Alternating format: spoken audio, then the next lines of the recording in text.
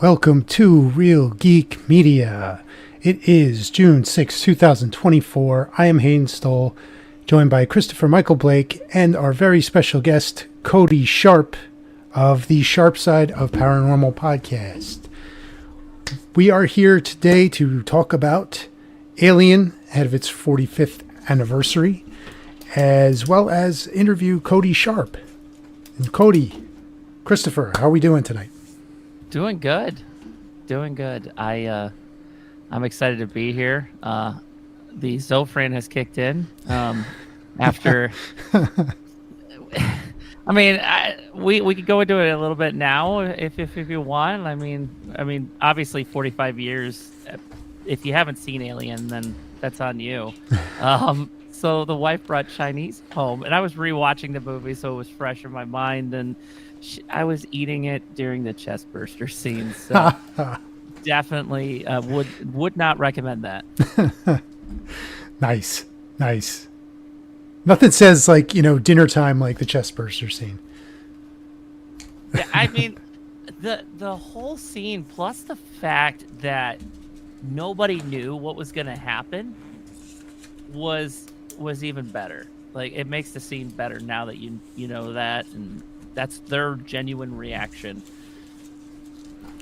So, Cody, before we get into the movie, let's talk a little bit about your show and what you do and where people can find you. They can find me right here. So I am a paranormal investigator. I've been a paranormal investigator for 2 years now. I decided to start a podcast to just share other people's stories, because I like talking to people and hearing their experiences, because everybody's experience is different. And it's been a crazy 2-year ride, and this year I decided to start manufacturing paranormal equipment, which has completely taken off. And so now you can find me on YouTube, Spotify, Apple Music or Apple Podcasts, TikTok, Snapchat, Instagram, Facebook, all those places. Very cool. Christopher, how you doing tonight? Hayden, I'm here to tell you that on this podcast, nobody can hear me scream. We're here to talk about the bonus situation, man. Look, I'm fortunate enough to be coming to you straight from the Nostromo tonight in 2087. But somewhere around me, Jonesy's going to kill a whole bunch of people. But before we get to that, Cody, how does somebody get started in the paranormal investigative field? It's actually pretty easy. What's funny is I was doing my podcast last night, and my guest Lauren, she brought up it is as easy as saying I'm a paranormal investigator to become a paranormal investigator. That hasn't come across my mind. That has crossed. Yes. There's no licensing required. I'm a certified paranormal investigator. We have unlicensed proton packs on our backs, so no, here's the thing. My first paranormal investigation was me and my wife. We went to the Indiana State Sanatorium. We did it's the Ghost Hunts USA. The company went out of business. It was a very shady company. We had a good experience, but it was like $189 a person to go to this location, and I got addicted to it. I was like, I want to do this. Let's do it. I'd always seen it, and I didn't realize you could actually go do it. And now here I am doing it. And I've been to some crazy locations, been part of some residential calls that went crazy, people having some problems at home, and yeah. Nice. So I have a question for you. Even though there's no licensing required to be a paranormal investigator, the paranormal community itself is very tough and very hard on each other in terms of evidence. Am I correct with that? Yeah, well, here's the thing. Some of us take it seriously, others don't take it seriously, and that's okay, because you're going to get entertainment in any industry. Like, I mean, so there are people. There are paranormal entertainers, and then there are paranormal investigators and researchers. There is a difference between the two. If you're in it to entertain people, make money, you worry about the content numbers, all that stuff, you're an entertainer. If you're in it to find out what happens when we die, hear the stories of those that are stuck in locations and whatnot, then you're a researcher, an investigator. Excuse me. I was at the Paranormal Encrypted event this weekend in Sayreville, New Jersey, and it's the first time I had actually heard. It was a Bigfoot expert actually speaking about some of his investigations that he's done and some of the research he's done, and he called himself. This is the first time I've heard this. Maybe you've heard it before. I have not, but I'm going to steal it. I'm going to coin it. Civilian scientist. Yeah, I would say that's what I am. I don't get paid to. I'm not a professional. I'm not an expert. I'm just doing this as myself. As a person. What would you say? Tell me about a very wild, anything wild or creepy, very creepy, scary incidents. I love telling this story. Yeah, please. So that first investigation, I was at Indiana State Sanatorium. It's in Rockville, Indiana. My bad. It was a former TB hospital, and then it shut down and then became a nursing home. Now, originally, when the nursing home was to start, the county was going to shut down their nursing home and transport all the patients here. Well, they built this facility, added onto the facility, made it all nice, and then the county's like, nope, we're going to keep our patients. So these doctors were like, oh shit. Sorry. No, swear away. Swear away. Please. All right, perfect. We'll Okay. get to this stuff later on. Oh, yeah. Yeah, we're good. I've never used that word before. So they're like, oh shit, we need to figure something out. So there's this 5-story residential building there, and they house mental health patients in there. So a combination nursing home, mental. What could go wrong? So there was a lot of suicides, patient abuse, a murder-suicide between 2 employees that happened on the grounds. So, so we're in the nursing home section, and they're doing a sensory deprivation where it's completely dark.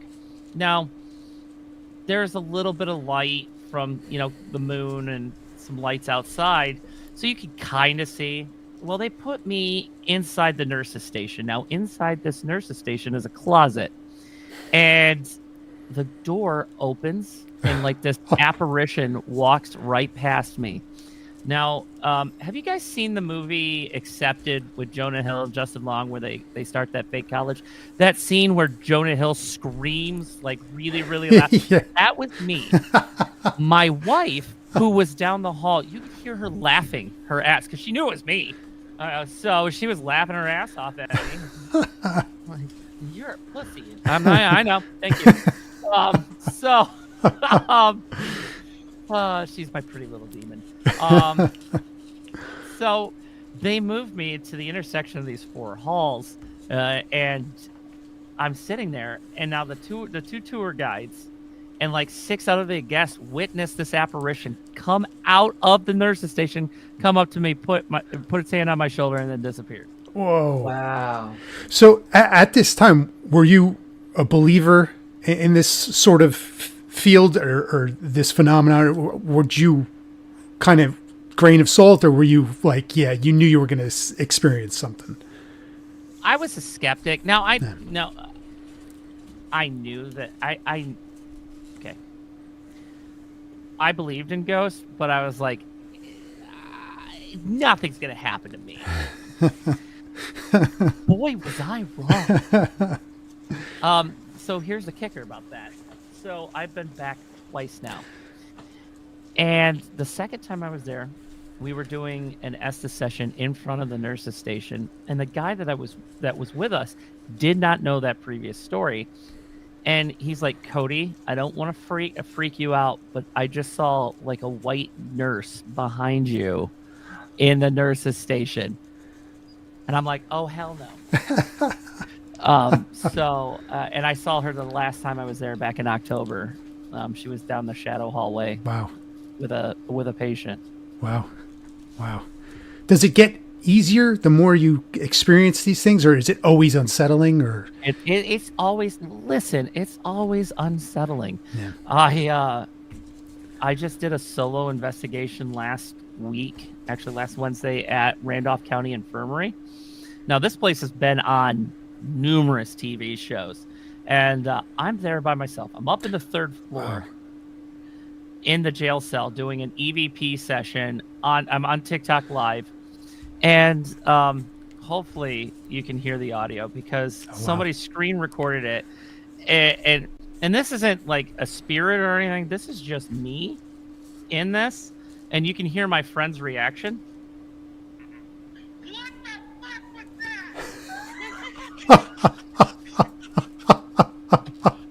So I'm up on the third floor in this jail cell, and all of a sudden I heard a door slam in the basement, and it was so loud I heard it on the second floor. Wow.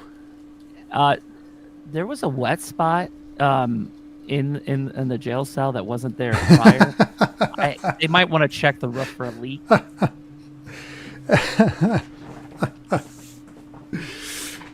But no, for me, it doesn't ever. I think, and this is just a personal theory, there's no evidence to back this up, but I think the spirits enjoy living on the fear of people. I don't know. That's just me. Yeah. I have a question here, and I have written a short story, and it's funny you mentioned the Estes method and sensory deprivation, because I put both those in the short story. Hayden, I hope you wrote that. I hope you read that script, Hayden. I hope you did. If you hadn't, shame on you. What's your favorite piece of paranormal investigative equipment that you use during your investigations, Cody? Is it an EV machine? Is it a thermal camera? Is it a spirit box? What's your favorite piece? If I had to go to an investigation with Cody, this is what he's bringing with him today. So I have obviously I make equipment. So, and here's the thing: for people that are listening, you do not need equipment to do paranormal investigations. I personally think the best piece of equipment you can have is yourself, and then the next piece of equipment is your phone, because it's got an audio recorder and you can record video and take pictures on it. But the next piece of equipment that I use, the brand name is REMPod. It's a proximity sensor. My name for it, because REMPod is trademark, is the Sharpe pod. Basically it creates an EMF field, and once something breaks it, then it goes off. Nice. Now, I was reading somewhere that, is it the feedback from the phone that could potentially cause that to break sometimes? I have read that somewhere, right? Any electronic has the ability to break. Excuse me. That EMF field. So cell phones, two-way radios, and that could even be two-way radios from police, fire, anything that's nearby. A radio station that's nearby can all set off your devices. So using one piece of equipment and it going off and saying, "Oh, there's proof right there," is not proof. That's why I'm starting to carry a police scanner with me, so I can scan frequencies that are close by. So I know, like, hey, at this time we had something happen, but also at this time there was a radio transmission nearby. You got to debunk. Mm-hmm. Nice. Yeah, that's smart. That's the civilian scientist in you coming out. Yeah. It's just being trying to be credible. Oh yeah. Yeah. I think, I have no frame of reference in this realm. So for me, I would imagine, like you had just said, you got to debunk. Like if you encounter something, you do, okay, it was attributable to this or this, right? You eliminate it had to be a spirit, it had to be an apparition, it had to be something, until you can, I guess, say that, no, that had to be an apparition, right? Like that makes sense to me that you would want to do it that way. And that's why, and I was talking with my guest last night, Lauren. She's hardcore civilian scientist. You got to set up controls. Like you got to know every single variable. If you don't know that, then there's a lot of room for, errors to happen. But most people just go for fun. Let's be honest. Most people go for fun, want to communicate with spirits, and that's cool. And that's what, sometimes I do.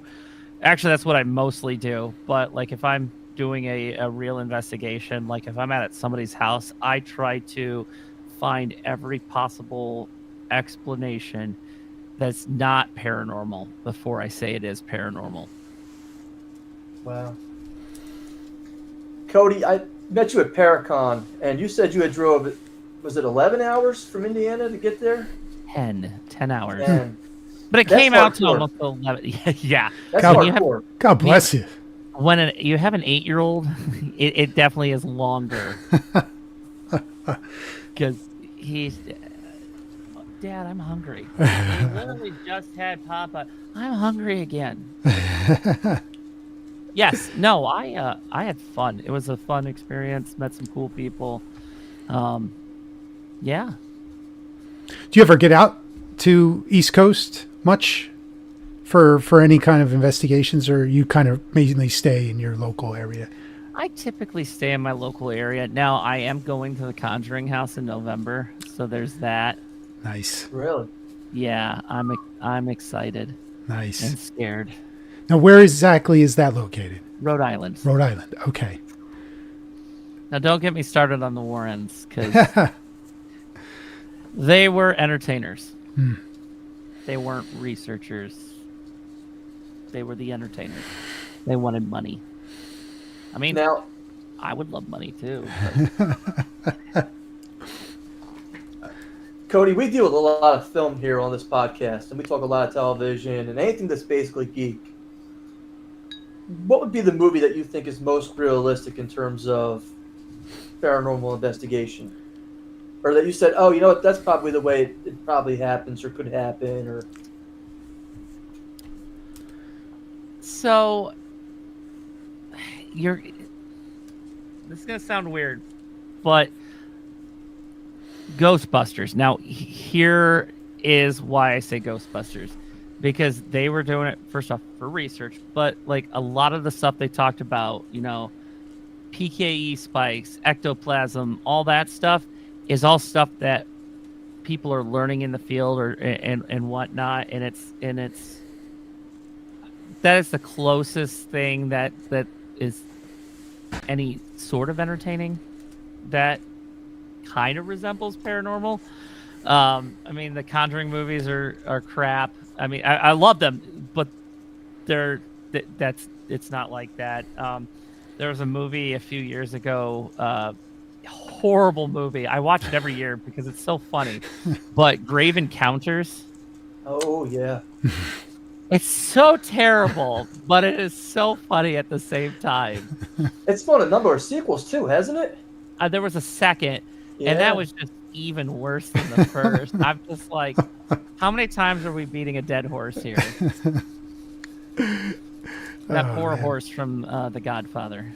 Yeah. Now, Hayden, I have to tell you, if I'm in a basement with a beautiful co-ed, I'm definitely shocking you. Just letting you know, I have no problem hitting that button. So, I'm sorry, that was a wave. That was a star. That's a fair statement. Yeah. There you go. So I want to go back to Pennhurst real quick. So I was Sure. going around doing kind of like a Billy on the Streets type thing and interviewing people, which was fun. I did get a lot of weird looks because I was walking around. So I had this microphone. I saw you. And With your son. You had your son in tow. I saw I you. did. Yeah, so I ended up getting a actual interview microphone. I like it. I know. But people just hated my jokes. And I don't know why. I thought they were funny. So I would be like, yeah. I would ask people, well, do you believe in demons and, whatnot? And I was like, I'm married to one. Well, my wife hates that joke. What were you getting? What were the looks? Just kind of like, oh my God. This guy, I was just going around talking into the microphone and everybody's looking at me. And I was like, I just carry this microphone around in public so I can talk to myself and nobody thinks I'm weird. But no, so I would tell the demon joke. And my wife was like, if you keep telling that, the only way people will be able to talk to you is through the Ouija board. And then I would be like, hey, listen, speaking of Ouija boards, there's a guy selling the fake ones over there. I would watch out. I bought one. It turns out it was a Ouija board. It kept saying it's a Mario. So I didn't like that. I like that. That was good. That was good. I like that. It was funny. Yeah. What's wrong with these people? I know. Is this crowd dead or what? Yeah, right? It's a tough room. Oh, man. Yeah, that was good. I would have got a laugh out loud for that one. Yeah, that was good. We were at a haunted location, so the crowd was partly dead. Listen, you could be like this stand-up paranormal researcher. H-A. You just go back and forth. You get a carpal tunnel from using the Ouija board. I have to ask a question. Were you able to get an interview with the Ghost Brothers? No. But I did get an interview with Chelsea from Project Fear. Really? Okay, that's great. I gotta say, the audio failed. Oof. That's why I went and bought this guy. How much did that run you? I think it was like $150, something like that. The reason I ask is because I just interviewed Ron Moorhead, Sierra Sounds Bigfoot expert at Cryptids and Paranormal. I was just at. He's in his 80s now, and he's had some health issues, and I didn't realize it. And I had him come over to my table where I had the camera set up, and I had felt so terrible because if I had had one of those, I could have interviewed him at this table. It would have been a lot better. So again, live and learn. I'm new to this, but it's got 4 XLR inputs, SD card. You can run it off of batteries, or you can hook it into power or a battery pack. You can actually even use it as an audio interface as well. It's got sound effects too. It's got like laughing, applause, drums. But do they have jeers when we tell bad jokes? I don't know. You can actually program certain sounds in there, so like, yeah, so you can get like laughing and cheers. So I like it. But does it sell on the Sharper side of Paranormal website? No, it does not. And that's the problem I have with it. I know. Let me reverse engineer this. I might be able to come up with something. So, I try to stay away from doing fancy like stuff. Like, I get asked to make this a piece of equipment. It's called an EDI, and it was like a $400 piece of equipment, and it measures like EMF, temperature, humidity, vibration, all that stuff, and it logs it. And they stopped making it. The guy that made them stopped making them, and I'm just like, my goal is to make affordable equipment for people, but I can't do that. I can't. How did you get into making your own equipment? Was it just kind of an out of necessity kind of thing? Well, yeah. So I found a 3D printer at Micro Center for like $100 if you sign up for their text alerts, and I'm like, okay, I'll just block them after I sign up for them. It's okay. I love Micro Center. My wife hates when I go there because I usually spend a couple $100. Anyway, so I bought this 3D printer for myself, and I'm just like, okay. So I get it, and I start making my own stuff, and some friends were like, well, can you make us some stuff? I'm like, absolutely. So I do, and then some random people just started messaging me, hey, can you make us stuff? And I'm like, cool. Yeah. And then I decided to open up my own business, and here I am, 4 months later doing this. I went from one 3D printer to that's 4, 5, 6, 7, 8 now. Wow. Wow. Eight 3D printers. Wow. And my wife is so mad because they take up a lot of room. Yeah. Yeah. I can imagine the resin cost per month is outrageous. I use filament, so I use an FDM. Right. I don't do resin. It's just my preference, but I buy in bulk just because I have multiple suppliers based on how good their products are, and yeah. I mean, here's an example of something I made. So it holds the K2 meter. It's just a little older. Yeah, but no, I apparently black is the most popular color. Who would have thought that? Paranormal, black being a popular. Shocker. Shocker. I was on your website earlier today, and I was looking, and I saw you have a partnership with a logo company. Can you talk to me a little bit about that?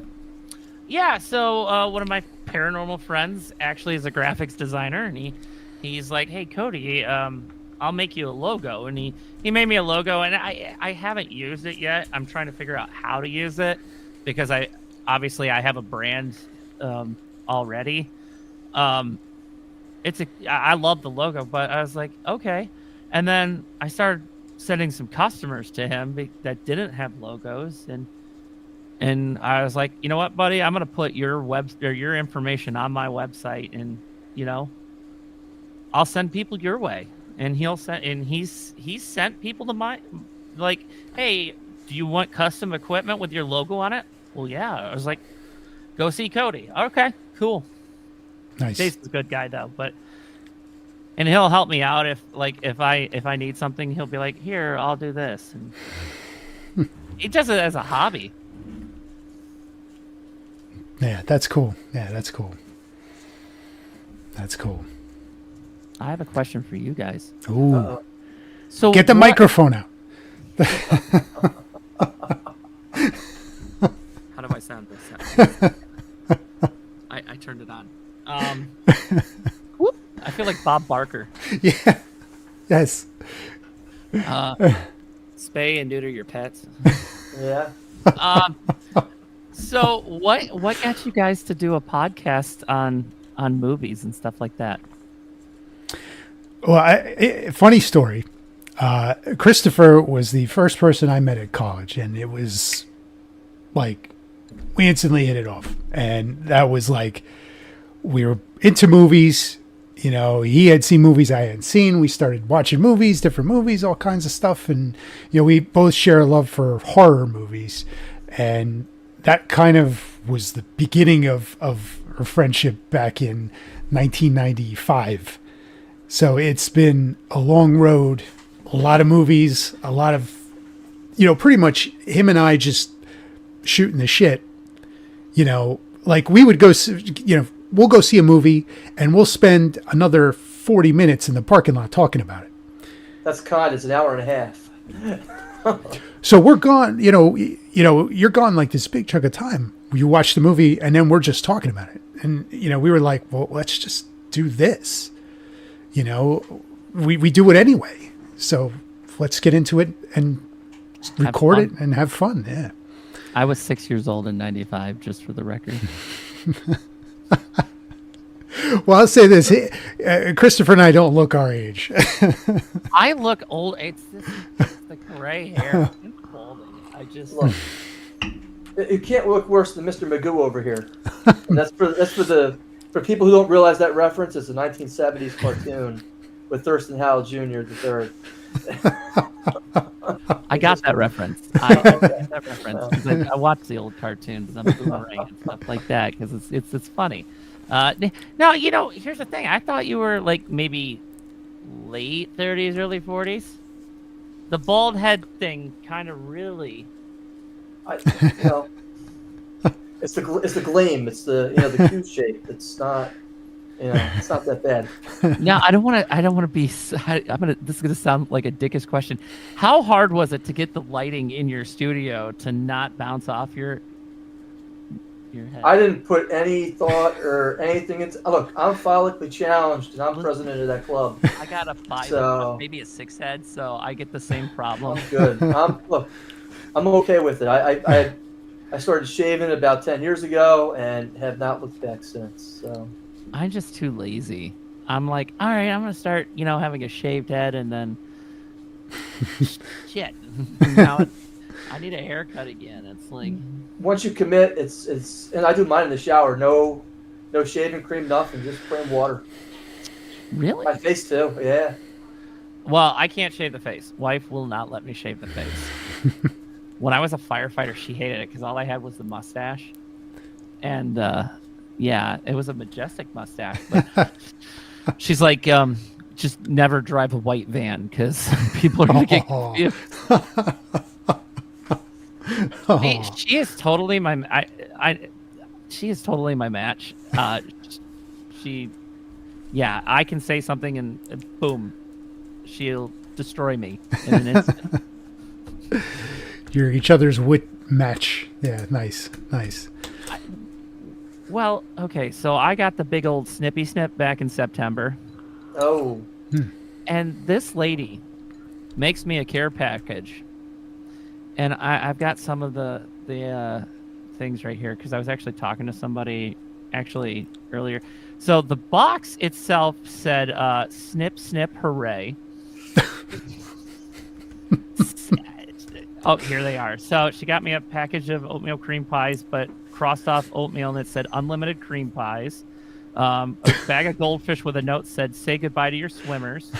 A bottle of Mountain Dew that said no more due dates. A box of ding dongs that got crossed off and it said, sorry about your ding dong. No more kids, which used to be Sour Patch Kids. And then a box of Nutty Buddy bars that says feeling a little less nutty. Oh. I'm just like... And standing out. Thank you. And then the night before, she took me to Texas Roadhouse. So, The problem I have with this is that we all know that once marriage does hit, there is no more sex. So the whole thing was nothing more than torture. So I'm a masochist. Oh. I got 2 days off of work. I got to sit in a chair with a bag of peas. She won't eat frozen peas for some weird reason. I don't know why. I would need a month off. I'm not kidding. I would be like, yeah, take me out of work for a month. I'm good. Yeah. At one point, I did feel the scalpel. I'm not going to lie. Oh, no. Oh, dude, that might be scarier than any horror movie we're going to talk about. Oh, man, that was like my worst. I'm like, Doc, you got to stop. No. What's the safe word? Safe word is banana. Safe word is foreskin.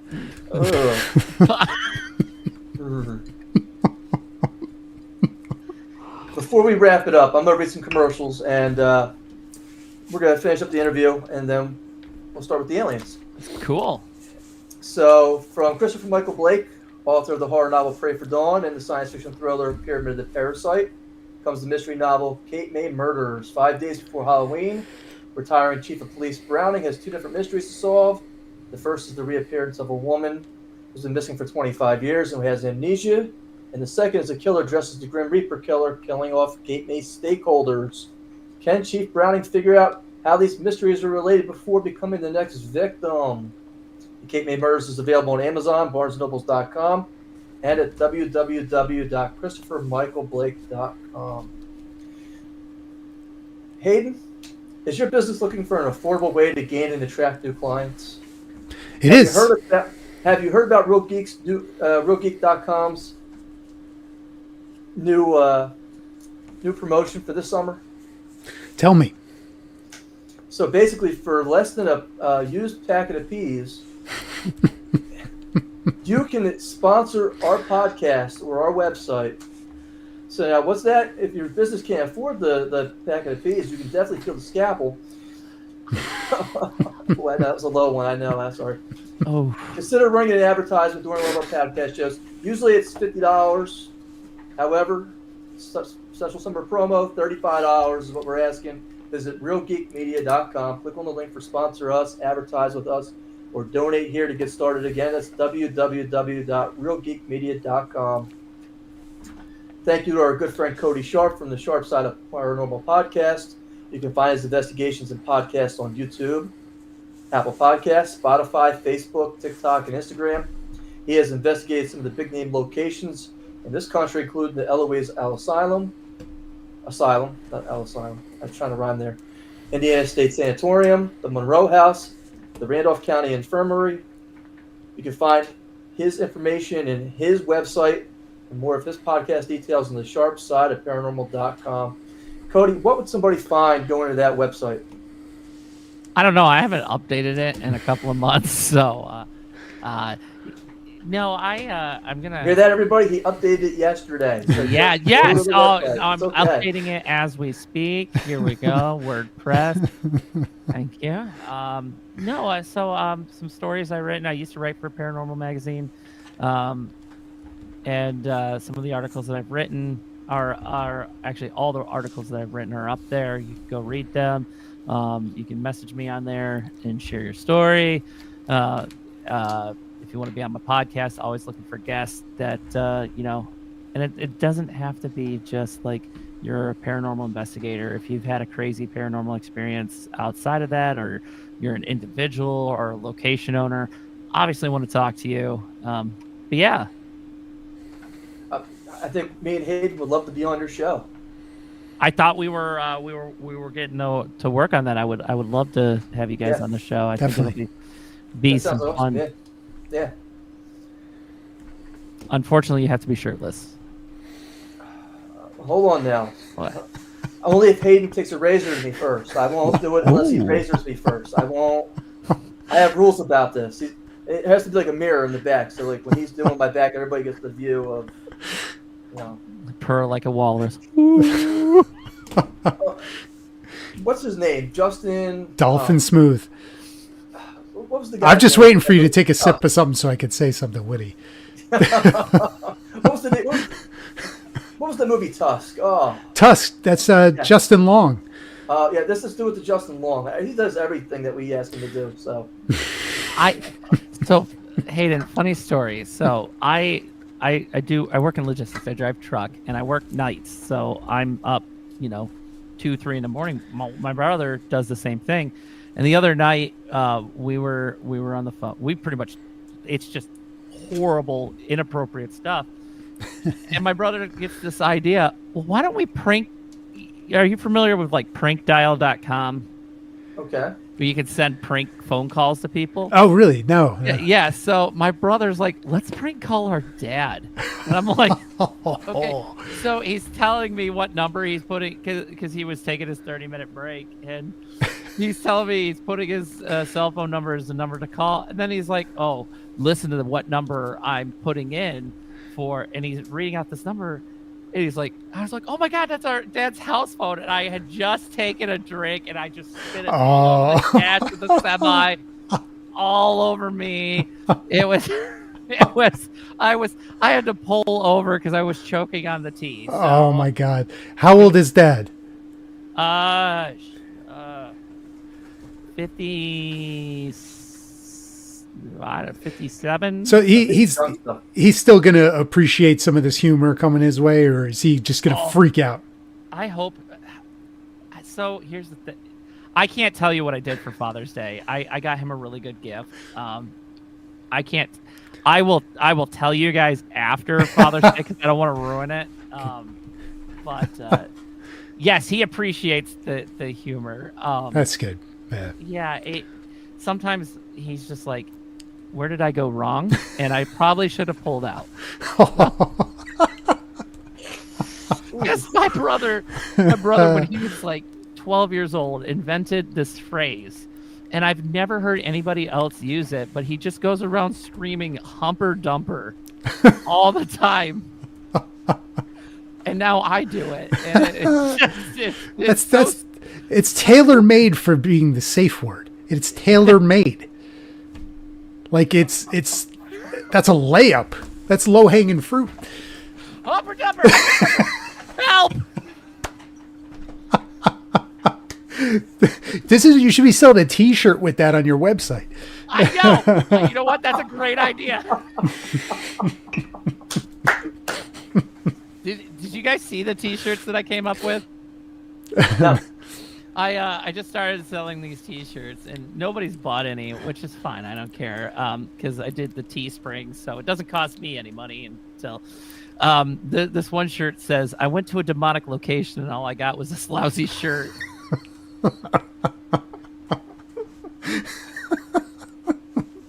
You got to have those available on site. I right? know. Yeah. It's just a lot of overhead. Yeah. Can't 3D print T-shirts. It'd be uncomfortable. We could put you in touch with a sweatshop that we know. Oh, cool. They're operating out of Hayden's basement right now. Yeah. Hey, Let's get back to work. If it gets a little noisy in the background, just let me know. I was going to say, if it gets noisy in the background, I got 3D printers going over there. Yeah, so do I.